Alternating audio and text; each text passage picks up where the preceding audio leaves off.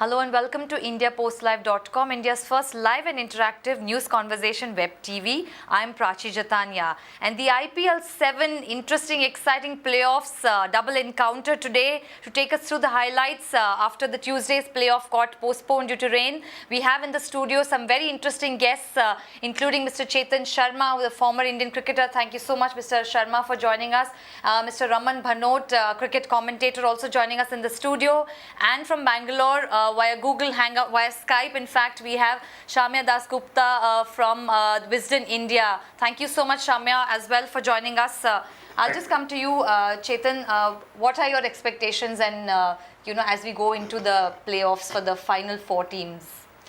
If I'm a Kings 11 fan, I want match to be washed out, and I just walk and because Kings 11 Punjab played a brilliant cricket. They won, they've really deserved to be in finals. And in Kolkata, it won't be easy for Kings 11 on a wicket like I've played in Kolkata for 7-8 years. I know the wicket very well, and it won't be that easy because if we see Kings 11 batting or bowling, they love something coming onto the bat, especially the batsmen. They don't want a wicket like Eden Gardens where it will be low and slow, and it will be difficult for these guys to go ahead with rain. But their drainage system is brilliant. There's no doubt about Eden Garden, but still, there will be some moisture. There will be assessment to the spinners. It may be difficult for Kings 11 Punjab. I think so. On the entire team must be hoping rain come again, and we should be in the finals. Right. We look at the graphics here at the IPL performance meter for Kings 11 Punjab. They've played 14 matches and won 11, lost only 3. I guess that's why Chetan is also very gung-ho about Kings 11's fortunes. Their strength remains the entire batting lineup, which is in good form, but definitely bowling being one of their weaknesses. Raman, your take? I gave you my take a couple of days ago when I said I think if the match were to happen, I would fancy the Kolkata Knight Riders going through. And that's why Kings 11 would be saying, great. There are only 2 occasions in this IPL when they've posted a 150 and under score. And it's been against the Kolkata Knight Riders. So the bowling's definitely got a measure of the Kings 11 batsmen. The KKR bowlers know their bit. 2, if you look at the economy rates, and I'm sure Shamya will actually back me up on this. If you look at the economy rates of the bowlers who've bowled 10 overs or more in the IPL so far, you'll find 2 of those bowlers featuring from the Kolkata Knight Riders camp, Sunil Narine and Shakib Al Hasan. Those 2 bowlers are going to be the key if a full 20-over game happens today. I think those 2 bowlers will be the key once again for the Kolkata Knight Riders in trying to restrict this Kings 11 batting lineup. And also Uthappa being in a very good form. Yeah, Uthappa of course has been like a breath of fresh air as far as Kolkata Knight Riders are concerned. And I think he's done his chances a world of good with the Indian team to be selected for the Bangladesh tour, the 3 one-dayers that they'll play in June. I'm sure his name's going to be a very strong name on that, or at the top of the list. The only thing that I would hope for from the selector's point of view, because there's talk about resting Dhoni and Virat Kohli for that one-day series, I would want Robin Uthappa to be picked purely as an opening batsman, not as a wicket-keeper batsman. Right. Frankly speaking, because I think Uthappa's in too good form right now to be looked at otherwise. Shamya, what do you think about KKR and Kings 11 Punjab's chances? Well, yeah, Raman's right. Of course, Chetan talking purely as a Punjabi, and I'm a Kolkata boy, so obviously our preferences, you don't need to ask us about it. But seriously speaking, yeah, Kolkata at Eden Gardens. Though, if you remember when they won the title in 2012, they didn't have a win-win sort of record in Kolkata. They had an average run in Kolkata. Really? But having said that, I think Kolkata, with those spinners that they have, Raman mentioned a couple of them, who knows, they might think of throwing in the 3rd one. Piyush Chawla, who knows? Because of the pitch being the way it is, and like the 2 gentlemen said, Punjab like the ball coming onto their bat. Now, Kolkata is they prefer low-scoring games. Right through, their bowlers have managed to keep things kind of tight. Whenever they've done well, it's been primarily because their bowlers have kept things tight. And with Robin Uthappa playing the way he has, and Raman, mentioned Shakib. It's been an outstanding finisher for them as well this season on more than one occasion. You don't associate big hitting with him. He's not like a muscular David Miller or Darren Sammy, one of those big guys with bulging biceps. Shakib's not quite that, but he does work the ball around beautifully and often sends it over the top as well. But he gets those nice angles on the ground with the way he works the ball around, which is remarkable. I would say a full match at Eden Gardens would probably want to give Kolkata a 55-45 edge. I would have said slightly more, but because of the way Kings 11 have played this season, 11 out of 14, you would have to rate them higher than you might otherwise. Kolkata slightly ahead in my book. Right, we'll put out the graphics there for their performance meter for KKR. Played 14 matches, won 9 and lost about 5. Uthappa, we've spoken about a lot, riding on Uthappa's shoulders there. He's in a very good form, but the weakness seems to be the middle order, which has let them down. I'll come to Chetan again a little bit about Kings 11 Punjab. Do you feel that all eyes will also be on Maxwell? Will he click? And, the bowling lineup? No, Maxwell, because they always say in cricket, law of averages, and he's not scored runs. I think so.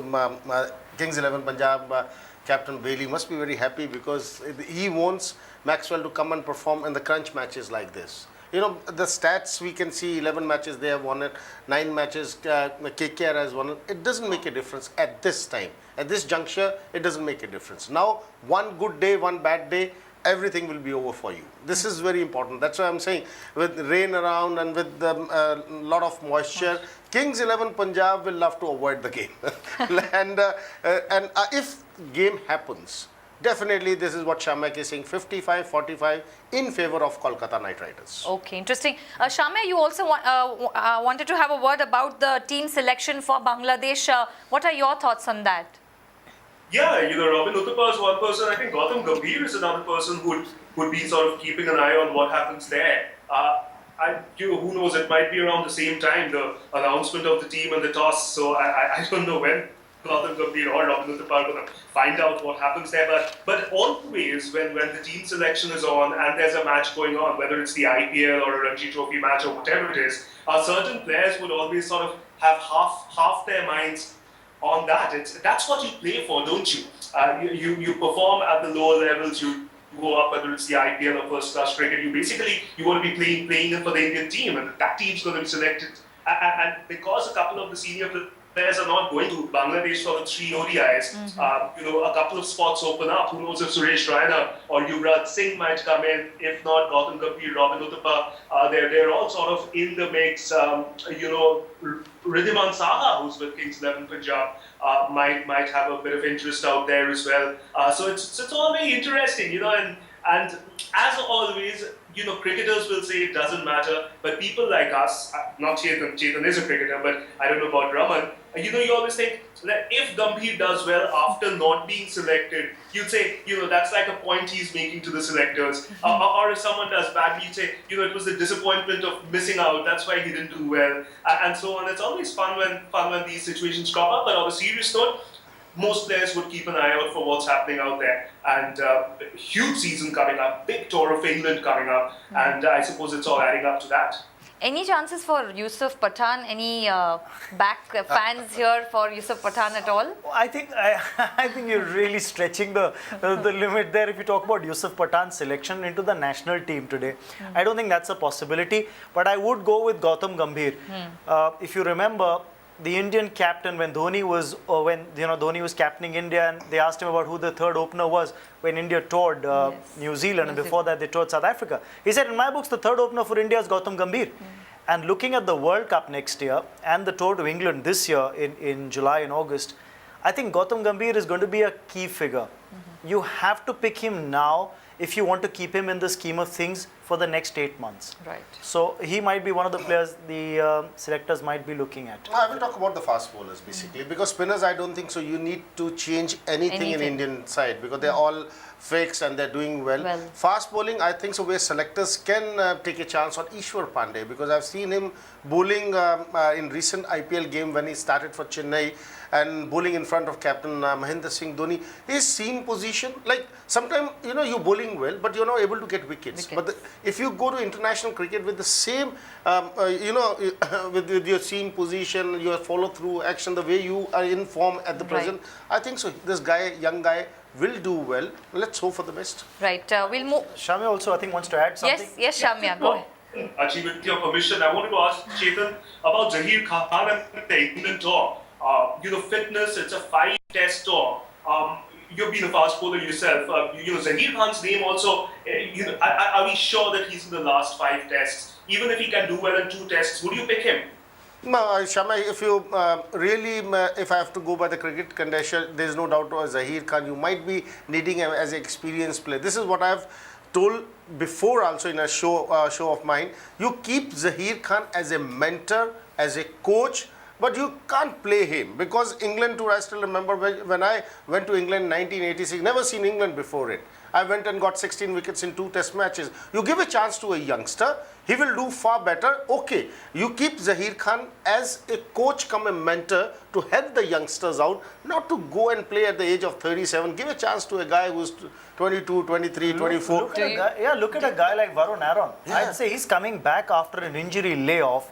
He's got pace, he's got impact. In the IPL, I mean, a lot of times they say IPL is not really a criterion for selection for one-day cricket or test match cricket. I completely agree with that. But what I would just say is, look at the areas in which he's bowled. The rhythm that he's bowled with, I think that augurs well. And he's a bowler you can bank upon along with Ishwar Pandey. I don't think Umesh Yadav's hit that kind of rhythm yet, so I'm not taking his name. But Varun Aaron, yes. Ishwar Pandey, absolutely. Bhuvaneshwar is anyway there. Shami is already there. Umesh Yadav you can put, like you have to put quicks in on an England tour, and with atmosphere around, ball can move. I think so. These guys, we have to rely on youngsters. Great point.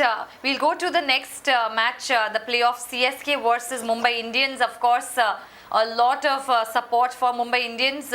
Chennai Super Kings performance meter here on our graphics: 14 matches, won about 9, lost 5, and they of course have a very star-studded batting and bowling lineup, but they seem to be inconsistent. Chetan, they're always if there's a pressure on Chennai Super Kings, they tend to lose somewhere or the other, because big names, there's no doubt about on papers nobody can beat this side, but the cricket is always played on the ground, not on papers, and this is what Rohit Sharma has to. I was reading an article of Rohit Sharma this morning, and this is what I say.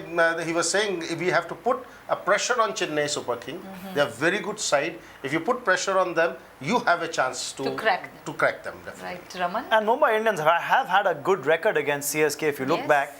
What has gone well for them? I think it's been a stroke of good fortune combined with some very astute team management. They dropped Jalaj Saxena from the squad, got in a Lendl Simmons as a replacement, got him into the playing 11 right at the top of the order where Mumbai Indians were struggling. They hadn't got a consistent start or a guy who could really unleash with big hitting at the top of the order. Right since the time Lendl Simmons has walked into the playing 11 and started opening for them, they've got that aggressive firepower right at the top. And he makes an impact. If you look back at the last few games that he's played, he's made an impact, and that takes the pressure off on some of the other batsmen who follow. And Corey Anderson, well, if he cuts loose, they've got the stroke makers. Mumbai do. The problem, as you said when you started this discussion, is consistency. That's where I feel Chennai, and I said it in the last show as well, have got more consistent batting as compared to Mumbai. Great. What do you think, Shamya, then? I don't actually think anything very well formed, nothing very well formed in my head on this. Both the gentlemen were obviously right. I think a lot, the thing that could become interesting, Prachi, is that both the teams, now that Brendan McCullum is back, both the teams, these are the only 2 teams that have overseas openers. So 2 things that come out of that. One is that Dwayne Smith and Brendan McCullum could be incredibly explosive. Whereas Michael Hussey and Lendl Simmons, even at their best, are not really explosive. Of course, they can score quick. Everybody does in the IPL. But they're not of the explosive category. So I think there could be a bit of a difference on that front, one. 2, the two teams have both had success and failure in this tournament. Obviously, more success. That's why they're in the last four and the final four. But it's the other two overseas players and what they do with it. I suppose Mumbai will have Kyron Pollard for sure, and now it seems like Corey Anderson is certain to be in that squad. When it comes to Chennai, they have mixed it around a lot. Faf du Plessis taking a few games, others getting a chance once in a way. I would always make Chennai my favourites, simply because there's a word they use in football which is winningest, the winningest team. Chennai have just been the winningest team over 6 seasons of the IPL, and they know how to win more than any other team. And yes, they have crumbled under pressure on occasion, like Raman just mentioned. But MS Dhoni, he's one person you don't associate with crumbling under pressure. So there could be a reaching in that order if the need arises. Anything could happen. I wonder if, again, in this match, I'd say 55-45. Yeah. The only reason why, the reason why you cast a doubt on Chennai Super Kings only, as I said, their batters are more consistent than Mumbai Indians. The only problem that's literally plagued them this season is the injury to Dwayne Bravo. Because when you talked about the 4 overseas players, I thought they had their team pretty sorted with McCullum, Dwayne Smith, Bravo, and the fact that they would play a du Plessis there in the middle order, and that way they had the strength in the batting to overcome anything that was thrown at them. With Raina and Dhoni being the other fulcrums around which that batting order would have revolved. With this guy injured, Dwayne Bravo injured, Chennai have been forced to experiment in that one slot that they've got, and David Hussey coming in as well, getting a look into the side, is just to bolster that lower middle order. Right. Chetan, we'll talk a little bit about the young pacer Jasprit Bumrah at all. Is he the new discovery of the tournament then? He's a difficult bowler to play actually. Like we always speak about Malinga. Why can't we start talking about Bumrah? Because it's not easy in a shorter version of cricket if a bowler have an action which is difficult for a batsman to pick. The way he goes out, moves away from the crease, bowl with the angle. Because I will not compare him with Javagal Srinath at all. Not even, but the way he bowls with the angle inside, and any ball which just goes straight will be the most difficult ball for any batsman to play. That advantage he gets. And if Chandu Bode would have been a chairman selection committee and he would have said pick him up, send him to Bangladesh the way they did it with us. At the age of 17 they just picked me for the West Indies tour, and they said put him in front of the sher ke aage dal do, bach gaya, star, otherwise they finished. So this is, I think, so selectors have to do it now. Send him, let's see, take a chance on a shorter version. I'm saying 20 and 1 days. Don't think about test matches. Great, Raman. Well, I personally feel I would like to see Jasprit, although he's making ripples, no two ways about it. I would like to see how he fares against quality international left-handers. For a right-handed batsman, Chetan would agree with me when I say this, that it's very difficult for a right-hander to play a bowler like this who bowls from very wide of the crease, has got the ball coming in and the odd ball that will stay straight. I would like to see him bowl to quality left-handers, international players, and then see how he fares. Right. Because that might be Good, you are not a selector. Good, you are not a selector. We'll quickly play the graphics for the Mumbai Indians performance meter before we wrap up the show. Played 14 games, won 7, lost 7. So a very average performance, but the strength is the power-packed middle order, and the weakness being their floundered bowling. Chetan, do you still feel that some improvements there, a rejig in their bowling order? Bumrah, the way Bumrah bowled the last game, and Harbhajan Singh coming back and bowling with what we know about Harbhajan Singh. That is very important. And in 2020 cricket, you need a couple of bowlers to come and perform, because end of the day, you're expecting, as soon as you get onto the field, you're expecting between 140 in a game like this, 140, 160 if you restrict somebody. And if your two bowlers bowl well, I think so you restrict the opposition for between 140 and 160. This is what Mumbai must be thinking with such a powerful batting lineup they have. And this is what Shamak was saying, 55-45 to Chennai. 5% I always give it to Mahendra Singh Dhoni. Then it becomes 60-40 for me. What about Pollard and Corey Anderson? Do you feel then that those will be the highlights also? You see, when you talk about Kieran Pollard or Corey Anderson, they're match winners. They can single-handedly take the game away from the opposition. We've seen that Pollard do the same. And it's not just Pollard's batting. Pollard contributes in all three departments of the game. His fielding is outstanding. Absolutely. He can chip in with the ball as well with his change of pace and come in and bowl crucial overs. For me, I think what will be critical for Mumbai is how they bowl in the first 6. If you look at their bowling, I get a feeling that you might see Harbhajan bowl a bit in that opening first 6 overs of the power play as well, just to fill in the gap. Chetan, that might be an First issue. 6 overs are very important, Raman, for fielding or the bowling batting side. If McCullum and Smith, thrashed you in first 6 overs, I think the half of the match is gone. It's very important for both the teams. First 6 overs are very important in 2020 version, and that definitely a weak link for Mumbai in fast bowling. Let's see how Rohit Sharma handles it, because this is how you're going to control your nerves in this time, because you must have whatever you've done in the entire IPL tournament doesn't make a difference now. It's a day to day. Definitely. Shamya, what do you have to say? All eyes then on Rohit Sharma, a big test for him? Oh yes, a big test for him. Also, a bit of a test for him as batsman, because we were talking about the Indian selection, and Rohit hasn't had an outstanding time of it either. Right. So a bit of a test for him as batsman. Certainly Harbhajan Singh a key factor. Jasprit Bumrah, I wonder if he reminds Chetan a bit about Manoj Prabhakar, the way he goes away from the stumps and angles it in. But that aside, very interesting matchup. This is a very interesting matchup, and probably slightly tougher to call than the KKR KXIP match, because too many factors at play here. We mentioned a lot of the Chennai players, but not Ravindra Jadeja, who hasn't really come to the party yet. In this IPL, in a big way certainly, and he's a bit of an IPL star. He's an IPL baby, so to say. This is where he made a mark to start with. I think he'll have something to say about the way things are going before this edition is over. So would Ravi Ashwin, who could well be the captain of the Indian team in Bangladesh, along with Rohit Sharma, one of the contenders. So very interesting factors at play as far as this match is concerned, and. I suppose in the end it will depend on the big hitters of either side and the bowlers who can keep things quiet. Shamya, what prediction would you give in terms of the scorecard for the Mumbai Indians versus the other side, CSK's match? What would be your prediction? That's a tricky one. Because I think Chetan said a 140 to 160 is what he's looking at. This is what Mumbai must be looking at. Yes.